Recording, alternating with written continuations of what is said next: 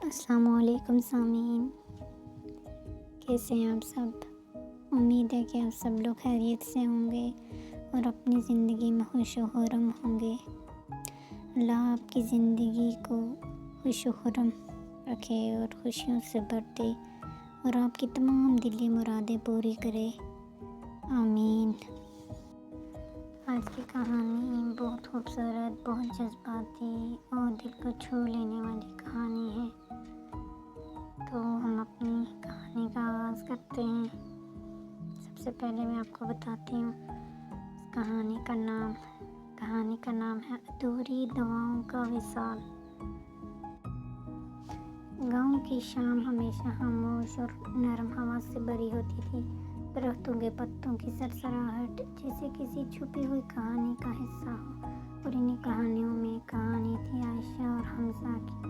وہ دونوں کزن تھے، بچپن سے ساتھ کھیلتے، ساتھ ہنستے، اور کب ان کی دوستی محبت میں بدل گئی انہیں خود بھی نہ پتہ چلا۔ عائشہ جب چھت پر آ کر چاند کو دیکھتی، اسے ایسا لگتا جیسے چاند بھی حمزہ کی باتیں کر رہا ہو، اور وہ جب بھی کسی کامیابی پر خوش ہوتا، سب سے پہلے عائشہ کو بتانے کا دل کرتا۔ ایک دن بارش ہو رہی تھی، ہلکی ہلکی بوندیں زمین کو چھو رہی تھی۔ عائشہ سین میں کھڑی بارش کو محسوس کر رہی تھی کہ پیچھے سے حمزہ نے آہستہ سے کہا، تمہیں بارش اتنی کیوں پسند ہے؟ عائشہ مسکرائی، کیونکہ یہ دل کی باتیں چھپا لیتی ہے۔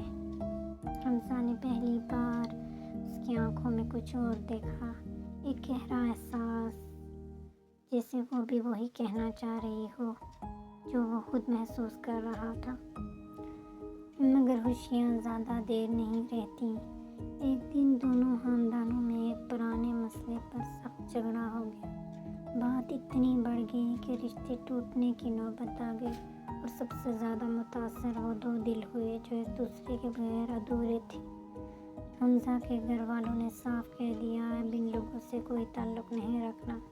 عائشہ کے گھر میں بھی یہی فیصلہ ہوا۔ اب وہی گھر، وہی گلیاں، مگر سب کچھ بدل گیا تھا۔ عائشہ کھڑکی سے باہر دیکھتی اور خاموشی سے آنسو بہاتی۔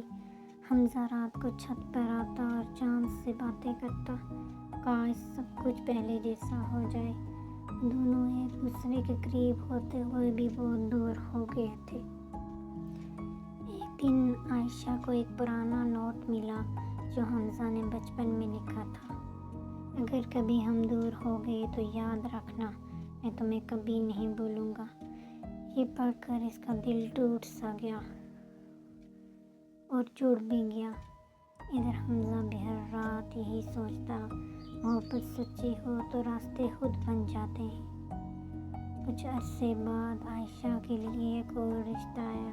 اس کے گھر والی نے اس سے پوچھا، گھر والے اس کے بہت خوش تھے، مگر عائشہ کا دل خاموش تھا۔ اس نے اپنی ماں سے کہا، اگر میری خوشی آپ کی خوشی میں ہے تو میں ہاں کر دیتی ہوں۔ یہ ایک قربانی تھی، ایک ایسا فیصلہ جو اس نے صرف اپنے گھر والوں کے لیے لیا۔ جب حمزہ کو یہ خبر ملی، وہ اندر سے ٹوٹ گیا، مگر اس نے کچھ نہیں کہا۔ اس نے بس اتنا کہا، اگر وہ خوش ہیں تو میں بھی خوش ہوں۔ مگر حقیقت میں وہ ہر رات آنکھوں میں آنسو لے کے سوتا۔ شادی کے کچھ دن پہلے ایک بزرگ نے دونوں خاندانوں کو سمجھایا، نفرت میں کچھ نہیں رکھا، اور محبت کو سزا دینا سب سے بڑا ظلم ہے۔